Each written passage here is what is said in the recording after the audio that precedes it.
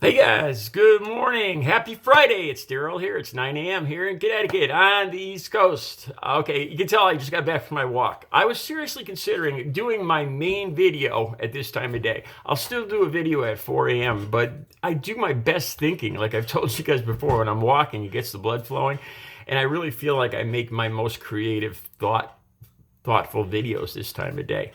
Just something to think about. All right, I want to talk about Mississippi Secretary of State Michael Watson, I believe his name is. I know it's Watson. Michael Watson, Mississippi Secretary of State.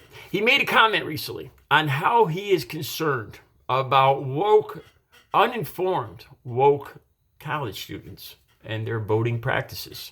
I think this all goes along with the election security.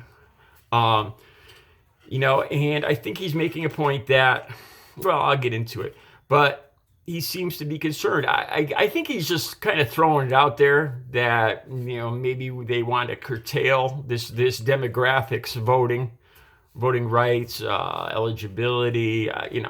It's kind of seems like he's running up the flagpole and seeing who salutes. This comment on. I'll put a post. I'll put his exact quote. I'll put the video on my community page so you guys can see it for yourselves. But he talks about uninformed woke college students. I think they're very concerned about the universities and what they're teaching kids. All right. So this basic idea, I gave it some thought, and there might be some validity to this about uninformed voters. I really think he might have a point, and I'm going to talk about that right now. I got a little different opinion about demographic-wise, and I want you to stay to the end of the video so you get the whole thing. But let me just throw some thoughts out there. The group of people, this demographic, okay, cognitively, it's pretty much, I'm no medical expert, again, this is an opinion, but I think their attention span, without a doubt, we know that their attention span is lacking. I think this group can be easily influenced, especially being around all their peers. It's kind of like a closed society, a closed group of people. They're only getting their information from one source, and then they have social activities or whatever, and the rest of their daily. But it really seems like they're getting their information about world events, about politics, about everything from just one source. And now, so let's talk about that one source. Even this information source, these people are paid to put out false narratives occasionally, just to give people something to think about. Opinions, they tell this group opinions and exaggerated stories that really might influence. This group of people could easily think that what they're being told is the rock solid truth when it isn't. And this concerns me. Like I said, it's kind of a closed group of people, and they're easily influenced. Their cognitive abilities aren't probably equal to, say, somebody in their adult years. Like I said, and the fact that they're kind of isolated just amongst other people that all think exactly like them. And you definitely could have voters that are uninformed, that are believing things that aren't truth. The things being presented to them are being exaggerated for entertainment or whatever purpose, or for personal reasons or whatever, but they're not being told the truth, and they could take it as the truth. And this is their complete view of the world in politics. So you really do have uninformed voters here. Okay, so I just want to make it clear, though. I'm not talking about college kids at universities here. I'm talking about kind of like retirement communities, senior citizens, older voters, the elderly, and Fox News.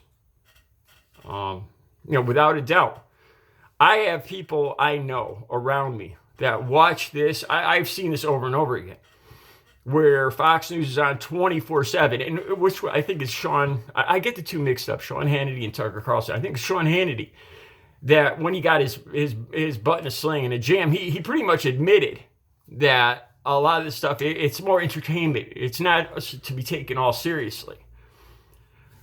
And when I've talked to these people around me, the Trump supporters, the conservatives, I'll call them Make America Great, the MAGA voters, they take this, every word Sean Hannity says, and they're easily influenced. So in this aspect, you could easily call this group of voters uninformed, because they're only getting their source of news from one place. And it's not all truthful. They are getting a skewed version. They're getting a very narrow, skewed version of what they think is the truth. All right, so let's just full stop right here. I don't agree with any of this. I was just doing this to make a point. It was a satire. Under no circumstances do I think anybody any one group of Americans should look at another group and call them uninformed. If you're over 18 and you're adult with reasonable mental faculties, then you're allowed to vote. Just because you go to a college, or just because you just exclusively watch Fox News, there's no reason to take away somebody's right to vote or curtail it, or whatever this Mississippi Secretary of State, Michael Watson, is kind of pushing towards. It reminds me again, I did a video a little while back about, I can't remember the exact title, but it was about a guy I went to school with by the name of Troy, that believed that only people of certain means should be allowed to vote. That poor people shouldn't be allowed to vote, or their vote should count for half as much. And he was serious about this, 100% serious. That only people with bank accounts or whatever should have the vote. And this is the first time I couldn't believe what I was hearing. That because of finances, that somebody's vote should matter more than somebody else's. I don't agree with any of this in any way, shape, or form. It is without a doubt voter suppression. So no, I don't agree with this, and it worries me that this Mississippi Secretary of State even brought this up.